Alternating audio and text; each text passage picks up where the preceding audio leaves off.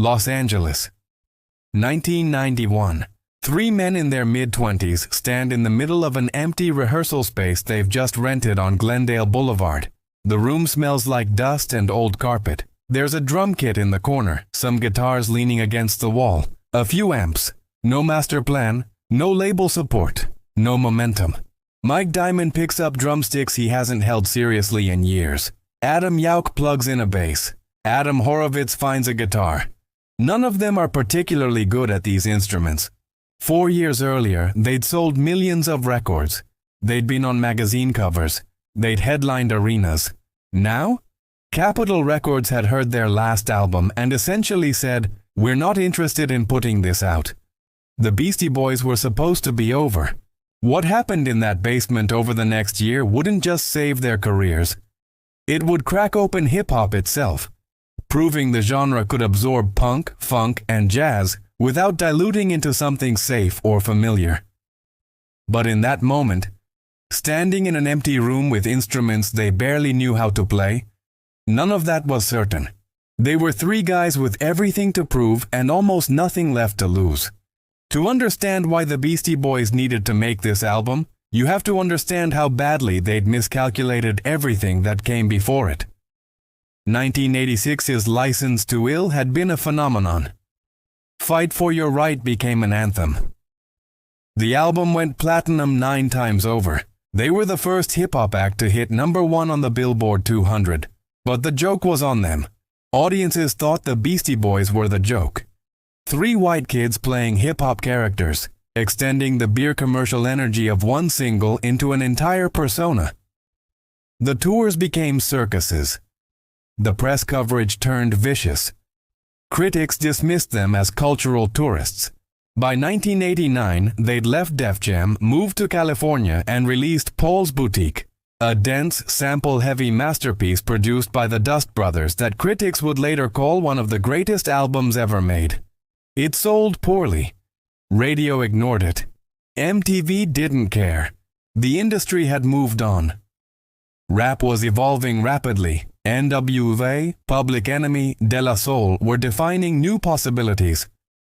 The Beastie Boys felt like a relic from a brief, embarrassing moment when hip-hop briefly flirted with frat house novelty.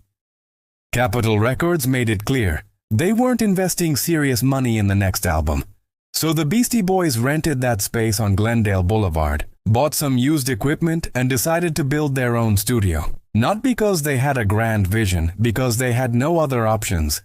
The question was, what do you make when nobody's watching? The first sessions were chaotic. They'd brought in their friend Mario Caldato Jr., who went by Mario C. as engineer and co-producer. He'd worked on Paul's Boutique and understood their sensibility. But even he wasn't sure what they were trying to do. Some days they'd work on beats. Some days they'd plug in instruments and jam like they were back in their hardcore punk days. Some days they'd just sample records and build loops. There was no unified sound, no clear direction, no A&R person telling them what was commercial. Adam Yauch later recalled feeling like they were making music for ourselves, not trying to prove anything to anyone, which sounds liberating. But it also meant they were adrift. Friends would stop by the studio. Money Mark Nishita, a keyboardist they'd met through Yauch, started showing up regularly, playing Hammond organ and clavinet. He'd eventually become an essential part of their sound. Though at the time he was just a guy hanging around adding textures, the sessions felt loose. Too loose. They'd record punk songs. They'd record funk instrumentals. They'd layer samples over live drums. Nothing cohered. By mid-1991, they had dozens of tracks in various stages of completion and no clear sense of which ones belonged on an album. Worse, they were running out of money. The Glendale studio, which they'd named G-Sun, was eating through their savings. They'd funded it themselves. No label advance, no outside investment. If this project failed, they wouldn't just be washed up. They'd be broke. The tension wasn't between the Beastie Boys and an outside force. It was between 3 different impulses pulling the album in different directions. Adam Horovitz wanted to lean into punk aggression. Distorted guitars, raw energy, the sound of their early hardcore band, The Young and the Useless. Mike Diamond was focused on beats and grooves, the foundation of hip-hop. He wanted the album to feel rhythmically alive, rooted in the culture that had made them famous. Adam Yauch was somewhere in between, but increasingly interested in incorporating live instrumentation in ways that didn't feel like a rock band trying to rap or a rap group trying to rock. No one was wrong. But no one could articulate how all three visions could coexist on the same record. The breakthrough, if you could call it that, came from necessity. They couldn't afford to license expensive samples the way they had on Paul's Boutique. The legal landscape around sampling had changed dramatically. Lawsuits were becoming common, clearances were expensive. The freedom they'd had in 1989 was gone. So they started playing the parts themselves. If they needed a funky drum break, Mike would play it. If they needed a bass line, Yauch would play it. If they needed a guitar riff, Horowitz would play it. Then they'd sample their own performances and build beats around them. It was a workaround, but it unlocked something. Suddenly the album didn't have to choose between being a rap record or a rock record or a funk record. It could be all three because the source material was the same three people playing different instruments in the same room. The song So What You Want emerged from this approach. A grimy, aggressive track built on a bass-heavy loop they'd played themselves, with scratches, samples, and rap verses layered on top. It felt raw and live and undeniably hip-hop, but it didn't sound like anything else on the radio. But even as the sound started coming together, the stakes were getting higher. Spring 1992. The album was nearly finished. They'd spent over a year in G-Sun Studios, self-funding the entire project. They'd pushed themselves into debt. Capitol Records still wasn't convinced. The label had heard early mixes. The response was lukewarm. The songs didn't fit radio formats. So What You Want was too abrasive for pop stations, too rock for hip-hop stations. The instrumentals, tracks like Gratitude and Lighten Up, weren't singles. They were just instrumental interludes. The Beastie Boys had made exactly the album they wanted to make, which meant they'd made an album the industry didn't know how to sell. But they'd gone too far to turn back. They'd invested everything, financially and creatively, into this vision. If they compromised now, tried to chase trends or sand down the rough edges, they'd end up with something that pleased no one. Adam Yauch put it plainly. We either believe in this or we don't. They decided to believe in it. They told Capitol, this is the album. Take it or leave it. The label took it. Barely. The marketing budget was modest. The expectations were low. The Beastie Boys weren't a priority artist in 1992. On April 21, 1992, Check Your Head was released. The industry was ready to forget about the Beastie Boys for good. The first reviews were confused. Rolling Stone called it a mess of ideas that don't quite gel. Some critics appreciated the experimentation but questioned whether the Beastie Boys had the instrumental chops to pull off what they were attempting. Others dismissed it as a vanity project, washed-up rappers noodling around in a studio without adult supervision. Hip-hop purists were skeptical. This didn't sound like rap in 1992. Where was the hard-hitting production? Where were the polished samples? Why were there so many guitar solos? Rock fans didn't know what to make of it either. It wasn't Nirvana. It wasn't grunge. It was something in between, funky and aggressive and weird. But then something unexpected happened. MTV put So What You Want into rotation. The video, directed by Nathaniel Hernblower, a pseudonym for Adam Yauch, was low budget and chaotic. The Beastie Boys performed in front of a grimy wall, the camera whipping around, scratches and distortion bleeding into the visuals. It looked exactly like the album sounded, raw, unpredictable, and completely unbothered by what anyone thought. College radio stations picked up Pass the Mic and Jimmy James. Alternative stations, still figuring out their identity in the post-Nirvana landscape, found room for it. The album wasn't dominating the charts, but it was connecting. Check Your Head entered the Billboard 200 at number 10. Not a blockbuster, but not a flop either. By summer, it had gone gold, then platinum. The Beastie Boys went on tour, playing clubs and mid-sized venues instead of arenas. They brought Money Mark and two other musicians, Amory AWOL Smith on drums and Eric Bobo on percussion. They performed like a live band, with turntables and samples integrated into the mix. Audiences who'd written them off as a joke were shocked. The Beastie Boys were legitimately good musicians. The songs had depth, the energy was electric, but the real shift hadn't happened yet. By the end of 1992, Check Your Head had sold over 1 million copies, far exceeding Capitol's expectations. But the impact went beyond sales.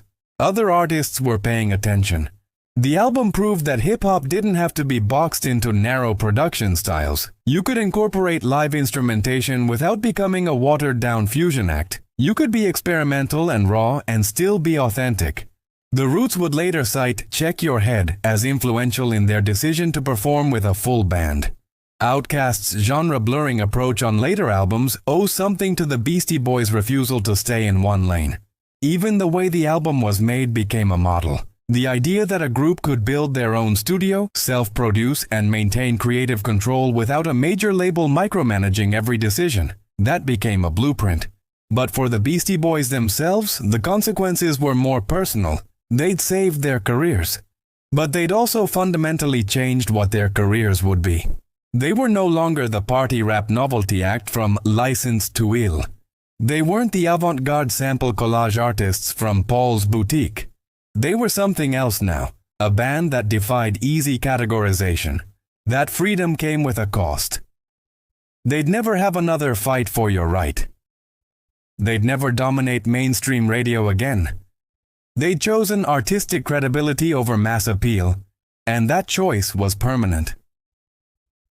Adam Horovitz later said, "We stopped trying to be what people wanted us to be. That was terrifying at first. Then it was the best decision we ever made." By the mid-1990s, the narrative around Check Your Head began to shift. Critics who'd initially dismissed the album as unfocused started recognizing it as ahead of its time. Pitchfork would eventually include it in discussions of the most important albums of the 90s. Rolling Stone, who'd panned it on release, revisited their assessment, calling it a pivotal moment in hip-hop's evolution. The album's influence became clearer as the decade progressed. The rise of alternative hip-hop as a viable commercial genre, acts like A Tribe Called Quest, De La Soul, and later Mos Def and Talib Kweli, owed something to the door Check Your Head had kicked open. Even within the Beastie Boys' own catalog, it marked a turning point. Their next album, Ill Communication, 1994, expanded on the sound they developed in G-Sun Studios. It debuted at #1 and went triple platinum. Suddenly, the approach that had seemed risky in 1991 was validated. Musicians from other genres started name-checking the album. Radiohead's Tom York mentioned it in interviews. Beck, who was blending hip-hop and rock in his own way, cited it as an inspiration. But the reassessment wasn't just about influence. Listeners were returning to Check Your Head and finding new layers. The instrumentals that had seemed like filler, Gratitude, Lighten Up, Something's Got to Give, now felt essential to the album's identity. They weren't breaks between the real songs. They were part of a larger vision, an album that moved fluidly between modes without announcing its transitions. The album felt like a document of creative freedom. Not freedom in the abstract sense, freedom as something fought for and earned. Check Your Head didn't just influence other artists, it changed what was possible within hip-hop production. Before this album, the prevailing wisdom was that live instrumentation in rap was either a gimmick, like Tone Loc's Wild Thing, or a sign that you weren't a real hip-hop artist. The genre's authenticity was tied to sampling, turntablism, and beat-making. The Beastie Boys didn't reject that. They expanded it. They proved you could build beats from your own performances, sample yourself, and still make something that felt undeniably rooted in hip-hop culture. The result wasn't dilution, it was evolution. By the 2000s, this approach was everywhere. Kanye West would sample his own productions.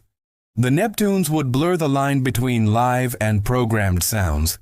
Flying Lotus would build entire albums around the interplay of jazz instrumentation and electronic production. None of them sounded like the Beastie Boys, but all of them operated in a space Check Your Head had helped create. The album also shifted how hip-hop groups thought about longevity.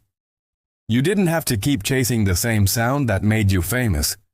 You could grow, change, and alienate casual fans while building something deeper with the audience that stuck around. The Beastie Boys would go on to release 5 more albums, each one exploring new territory. They became elder statesmen of hip-hop, not because they kept making Fight for Your Right, but because they'd proven you could evolve without losing your identity. When Adam Yauch passed away in 2012, the tributes that poured in weren't just about the hits.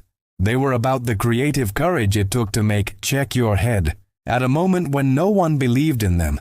That courage became their legacy. Check Your Head is a reminder that careers don't move in straight lines. Sometimes the most important work you make is the work nobody asked for. The Beastie Boys were offered a simple choice in 1991: fade into irrelevance or chase the trends that had moved past them. They chose a third option: retreat to a basement, ignore the industry's expectations, and build something that didn't fit any category. It wasn't a safe choice. They went into debt. They alienated their label. They confused critics. They risked everything on the belief that their instincts were worth more than the industry's guidance. And they were right. But the lesson isn't about being fearless. It's about being willing to rebuild. The Beastie Boys didn't become great instrumentalists overnight. They fumbled. They jammed aimlessly. They wasted time. The album that emerged wasn't polished or perfect. It was messy, raw, and alive. That messiness was the point. Check Your Head is proof that authenticity isn't about genre purity or technical perfection. It's about trusting that the thing you're compelled to make, even if you can't fully explain or justify it, might be exactly what the culture needs. 30 years later, the album still sounds restless. It refuses to sit still. It doesn't care if you wanted a rap record or a rock record. It gives you something stranger and more human. It's the sound of 3 people who could have played it safe and chose not to. And that choice still resonates.